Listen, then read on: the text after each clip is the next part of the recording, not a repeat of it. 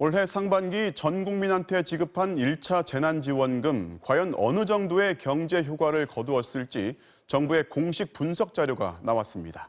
노경진 기자가 그 내용을 설명해 드립니다. 지난 5월 전 국민에게 지급된 1차 재난지원금. 당시 2분기 성장률이 마이너스 3.2%로 주저앉는 충격 속에서도 민간 소비는 1.5% 증가했습니다. 이게 정말 재난지원금 효과였을까?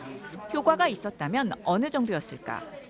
한국개발연구원 KDI의 분석 결과 재난지원금 지급 이후 늘어난 카드 매출은 4조 원. 지원금 100만 원을 받은 가계의 경우 평소에 비해 30만 원을 더 소비한 것으로 추정됐습니다. 30% 내외의 소비 진작 효과가 있었음을 의미합니다.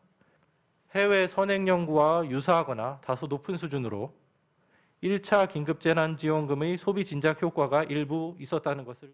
나머지 70만 원은 어디로 간 걸까? KDI나 경제학자들은 지원금이 카드 포인트로 지급됐고 사용 기한도 정해져 있었던 만큼 사람들이 원래 쓸 생활비를 일단 재난지원금으로 먼저 쓴 것으로 분석했습니다.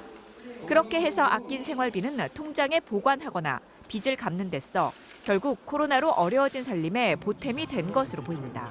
그러니까 원래 이 사람이 쓰려고 했던 돈에 더 쓸 수는 있죠. 70%가 다른 데 이상한 데 쓰였다 그렇게 보기는 어렵죠. 재난 상황이기 때문에 그게 주어진 거고요. 이 같은 소비 증대 효과는 업종별로 조금씩 달랐습니다.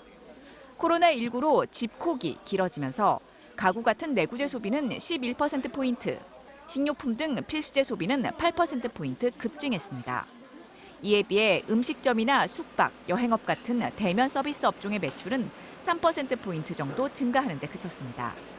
감염 위험이 있는 상황에서 대면 서비스업에 대한 소비 활성화 정책이 방역 정책과 상충할 수도 있는 상황입니다.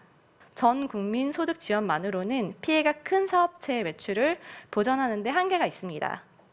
KDI는 재난지원금이 가계 소득과 소비를 늘려 사업체 소득도 증가시키는 효과가 분명했다며 다만 대면 서비스 업종의 경우 그런 효과가 적고 거리 두기로 인한 타격도 심각한 만큼 직접적인 소득 지원이 필요하다고 강조했습니다.